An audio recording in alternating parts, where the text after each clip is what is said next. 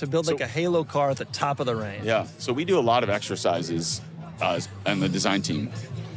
Someday we may have to show all this. Please. That like when you're going through like R2, where R2 is today, the team gets like pulled into like painful details. So you're like designing the inside of a headlight, like reflecting surface. And so your brain gets so locked into sketching R2s and every detail on R2. And so we need like ways to reset thinking.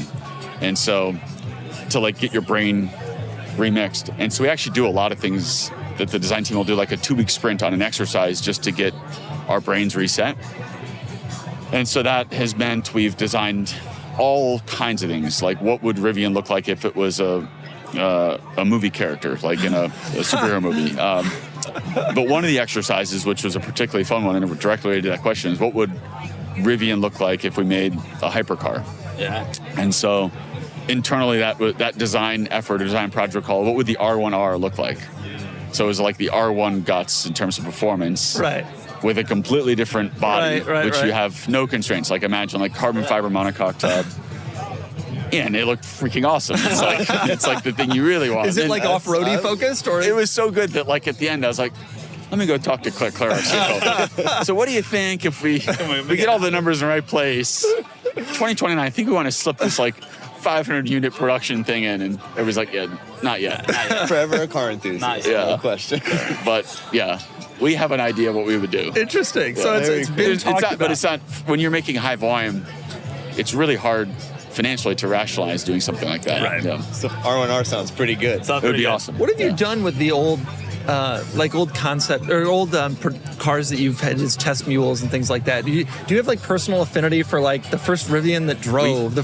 We have them all. They're in a warehouse. We have a warehouse full of all these. Is this ever going to be like someday these things get out? And I think the thing that would blow people's minds is to see the evolution of this. Yeah. What it once looked like. Well, there's like 3 distinct eras of R1. R1 started as a much smaller truck. Really?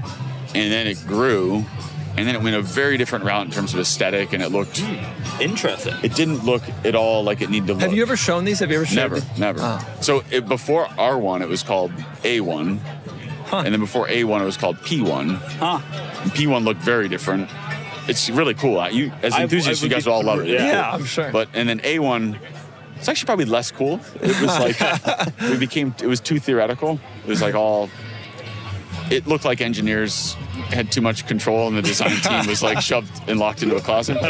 And then this was like everything was balanced. Yeah, that makes sense. It's a good try. We've talked to a lot of your design team, including the interior design team. And I want to say, the interior of the R1S that we've been driving around is the single nicest interior we're not just saying that because you're here. Like, I really not ever. You ever been on my box? The single nicest here for my aesthetic. You need to get into that a I've been Spectre. in. No, because it's simple. It's a lot of natural wood. Which color are you in? The same as this, like the lightest blue leather and the light.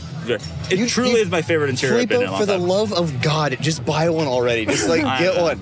Going online without ExpressVPN is like putting all your passwords and credit card numbers on a huge billboard for the whole world to see, especially when you're traveling like I am right now. Every time you hop on a public Wi-Fi network, at the airport, the hotel, or at your favorite coffee shop, your data is just floating out there for the taking, totally unprotected. Hackers on the same network can scoop it up, passwords, credit cards, even your bank logins. I'm in Monterey for Car Week, and even though this is a nice hotel, the only reason my data is safe is because of ExpressVPN, giving me the confidence to travel with my data. Your data is worth something. Hackers can make up to $1,000 per person selling your info on the dark web. That's where ExpressVPN comes in. It locks down your connection for a secure encrypted tunnel between your device and the internet. Basically, it turns your online activity into Fort Knox. A hacker with a supercomputer would need 1 billion years to crack ExpressVPN's encryption.